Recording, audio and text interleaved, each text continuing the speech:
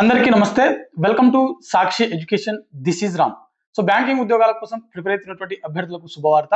IBPS నుంచి దాదాపుగా 6,000 పైచిలుకుల ఖాళీలతో ఒక నోటిఫికేషన్ అనేది విడుదలవడం జరిగింది.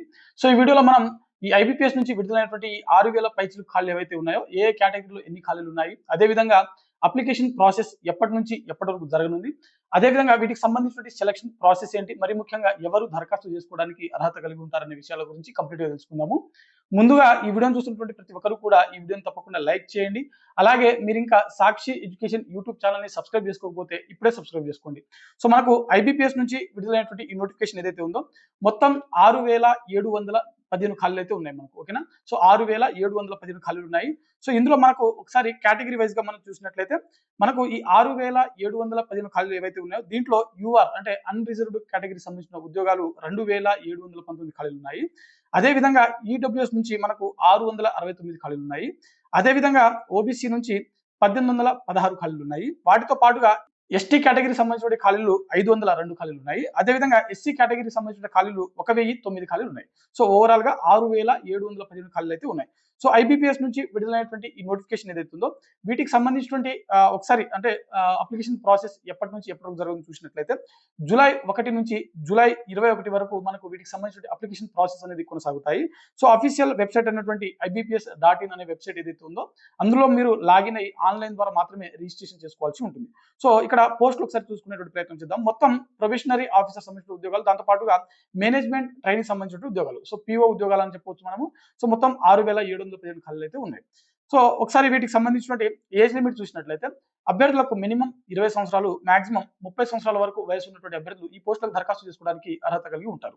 అదేవిధంగా SC, ST మరియు OBCకి చెందినటువంటి అభ్యర్థులకు ప్రభుత్వ నిబంధనల ప్రకారం వయో సడలింపు కూడా వర్తిస్తుంది అనమాట. అయితే ఇక్కడ వీటికి సంబంధించిన ఎడ్యుకేషన్ క్వాలిఫికేషన్, సో ఒకసారి ఎవరు దరఖాస్తు చేసుకోవచ్చు అని చూసినట్లయితే ఏదైనా డిగ్రీ పాస్ అయినటువంటి అభ్యర్థులు ఈ పోస్టులకు దరఖాస్తు చేసుకోవడానికి అర్హత కలిగి ఉంటారు. ఓకేనా? సో ఏదైనా డిగ్రీ పాస్ అయినటువంటి అభ్యర్థులు ఇటు BSc కావచ్చు, బీటెక్ కావచ్చు, అగ్రికల్చర్ కావచ్చు, ఏ సబ్జెక్ట్ లో మీరు డిగ్రీ పాస్ అయినప్పటికీ ఈ పోస్టులకు దరఖాస్తు చేసుకోవడానికి అర్హత కలిగి ఉంటారు. సో వీటికి సంబంధించినటువంటి ఒకసారి సెలక్షన్ ప్రాసెస్ చూద్దాము. దానికంటే ముందు మనకు ప్రిలిమినరీ ఎగ్జామ్ ఎప్పుడు జరగనుంది అది కూడా చూద్దాం ఒకసారి. సో సెలక్షన్ ప్రాసెస్ చూసుకుంటే ప్రయత్నం చేద్దాము. సెలక్షన్ ప్రాసెస్ వచ్చేసరికి మనకు ప్రిలిమినరీ ఎగ్జామ్ ఉంటుంది, ఆ తర్వాత మెయిన్స్ ఎగ్జామ్ ఉంటుంది, ఆ తర్వాత ఇంటర్వ్యూ, ఆ తర్వాత డైరెక్ట్ సెలక్షన్ లిస్ట్ అనేది ఇవ్వడం జరుగుతుంది. సో మనకు ప్రిలిమినరీ ఎగ్జామ్స్ వచ్చేసరికి మనకు ఆగస్టులో జరుగుతాయని చెప్పి ఇక్కడ అఫీషియల్ గా మెన్షన్ చేయడం జరిగింది, కానీ ఎగ్జాక్ట్ డేట్ అనేది ఇవ్వలేదు. సో హాల్ టికెట్స్ వచ్చేసరికి అంటే ఎగ్జామ్ సంబంధించిన హాల్ టికెట్స్ వచ్చేసరికి 1 వీక్ ఆర్ 10 డేస్ ముందు రిలీజ్ చేస్తారు. దాంతో పాటుగా మనకు మెయిన్స్ ఎగ్జామ్స్ వచ్చేసరికి అక్టోబర్ నెలలో నిర్వహించడం జరుగుతుంది. సో ఆగస్టు తర్వాత 1 మంత్ మాత్రమే గ్యాప్ ఉంటుంది, అంటే సెప్టెంబర్ లో. సో సెప్టెంబర్ తర్వాత అక్టోబర్ లో మెయిన్స్ ఎగ్జామ్ నిర్వహిస్తారు. ఆ తర్వాత మెయిన్స్ ఎగ్జామ్ రిజల్ట్స్ వచ్చిన తర్వాత ఇంటర్వ్యూ అనేది నవంబర్ ఎండింగ్ లేదా డిసెంబర్ లో మనకు ఇంటర్వ్యూ నిర్వహిస్తామని చెప్పి ఇక్కడ మెన్షన్ చేయడం జరిగింది.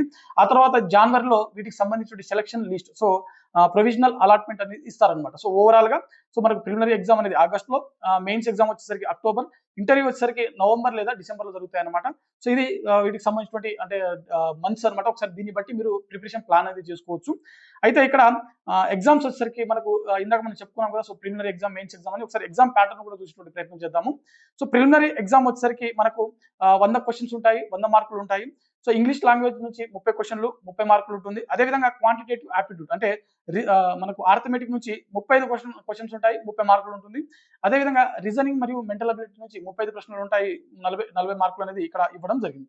సో రీజనింగ్ నుంచి మనకు 35 ప్రశ్నలు ఉన్నప్పటికీ మనకు మార్కులు మాత్రం 40 మార్కులు కేటాయించడం జరిగింది. సో ఓవరాల్ గా 100 ప్రశ్నలకు 100 మార్కులు ఉంటాయి. సో ఇక్కడ టైం వచ్చేసరికి కేవలం 60 నిమిషాలు మాత్రమే ఉంటుంది. సో 60 minutes లో మీరు 100 క్వశ్చన్స్ కి ఆన్సర్ చేయాల్సి ఉంటుంది. సో మీరు ఎంత స్పీడ్ గా అంటే ఆన్సర్ చేయాల్సి ఉంటుందో ఒకసారి మీరు అర్థం చేసుకోవచ్చు. సో మీ యొక్క ప్రిపరేషన్ కూడా ఆ లెవెల్లో ఉండాలన్నమాట. సో ఆ లెవెల్లో మీరు స్పీడ్ గా ఆన్సర్ చేసినట్లయితే తప్పకుండా మీరు హై స్కోర్స్ సంపాదించడానికి అవకాశం ఉంటుంది. అదేవిధంగా మెయిన్స్, సో మెయిన్స్ సంబంధించినటువంటి ఒకసారి చూసేటువంటి ప్రయత్నం చేద్దాం. మొత్తం మనకు 170 ప్రశ్నలు ఉంటాయి, 200 మార్కులు ఉంటుంది. ఓకేనా? సో 170 క్వశ్చన్స్ కి 200 మార్క్స్. సో మెయిన్స్ లో సో ఎవరైతే ప్రిలిమ్స్ క్వాలిఫై అవుతారో వారికి మెయిన్స్ నిర్వహిస్తారు.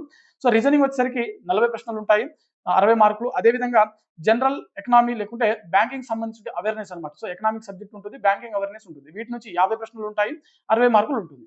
వాటితో పాటుగా ఇంగ్లీష్ లాంగ్వేజ్ నుంచి 40 ప్రశ్నలు ఉంటాయి, 20 మార్కులు మాత్రమే ఉంటుంది. సో ఇక్కడ అభ్యర్థులు గమనించాల్సిన విషయం ఏంటంటే ఇంగ్లీష్ లాంగ్వేజ్ లో మనకు ప్రతి 2 క్వశ్చన్స్ కి 1 మార్క్ మాత్రమే కేటాయించడం జరుగుతుంది. అదేవిధంగా డేటా అనాలిసిస్ మరియు ఇంటర్ప్రిటేషన్ సంబంధించిన క్వశ్చన్స్ 40 క్వశ్చన్స్ ఉంటాయి, 60 మార్కులు ఉంటాయి. అదేవిధంగా డిస్క్రిప్టివ్ సంబంధించిన పేపర్ ఉంటుంది, ఎస్ఏ మరియు కాంప్రిహెన్షన్ రాయాల్సి ఉంటుంది. సో 2 ప్రశ్నలు రాయాల్సి ఉంటుంది. 2 ప్రశ్నలకు మనకు 25 మార్కులు అనేది కేటాయించడం జరిగింది. సో ఓవరాల్ గా 170 ప్రశ్నలకు 200 మార్కులు అనేది ఉంటుంది. సో 160 మినిట్స్ ఉంటుంది అనమాట మనకు టైం ఇక్కడ. సో మనకు ఇది మెయిన్స్ సంబంధించి ఒక కంప్లీట్ ఎగ్జామ్ సంబంధించిన ప్యాటర్న్ అనమాట. సో ఇందులో మీరు అభ్యర్థులు గమనించాల్సిన విషయం ఏంటంటే, సో ఇక్కడ గమనించాల్సిన విషయం ఏంటంటే అభ్యర్థులు మనకు ప్రిలిమినరీ ఎగ్జామ్ మరియు మెయిన్స్ ఎగ్జామ్ లో మనకు 1/4 నెగిటివ్ మార్కింగ్ విధానం కూడా ఉంది. సో ఇది అభ్యర్థులు గమనించాలి. అదేవిధంగా అప్లికేషన్ ఫీ ఒకసారి చెప్పేటువంటి ప్రయత్నం చేద్దాము. సో ఇక్కడ వీటికి సంబంధించిన అప్లికేషన్ ఫీ సంబంధించిన విషయాలు కూడా ఒకసారి తెలుసుకునేటువంటి ప్రయత్నం చేద్దాము. ఇక్కడ మనకు జనరల్ కేటగిరీ, అదేవిధంగా ఈడబ్ల్యూఎస్, అదేవిధంగా ఓబీసీకి చెందినటువంటి కేటగిరీలు అభ్యర్థులు వచ్చేసరికి ఇక్కడ 850 రూపాయలు చెల్లించాల్సి ఉంటుంది. అదేవిధంగా ఎస్సీ, ఎస్టీ మరియు ఫిజికల్ హ్యాండిక్యాప్డ్ అభ్యర్థులు ఎవరైతే ఉంటారో వీరు 175 రూపాయలు మాత్రమే చెల్లించాల్సి ఉంటుంది. సో ఇది అప్లికేషన్ ఫీజు అనమాట. సో ఓవరాల్ గా మనకు ఐబీపీఎస్ నుంచి విడుదలైనటువంటి పిఓ నోటిఫికేషన్ ఏదైతే ఉందో, పిఓ మరియు ఇక్కడ మేనేజ్మెంట్ ట్రైనింగ్ సంబంధించిన ఉద్యోగాలు మొత్తం 6717 ఖాళీలు అయితే ఉన్నాయి. వీటికి సంబంధించినటువంటి అప్లికేషన్ ప్రాసెస్ కూడా ఇప్పటికే మొదలవడం జరిగింది. సో బ్యాంకింగ్ ఉద్యోగాల కోసం ప్రిపేర్ అవుతున్నటువంటి అభ్యర్థులు ఎవరైతే ఉన్నారో ఈ అవకాశాన్ని వినియోగించుకోండి. సో ఇది ఇవాల్టి వీడియో. మరిన్ని job updates and education updates కోసం చూస్తూనే ఉండండి Sakshi education. Thanks for watching. Thank you all.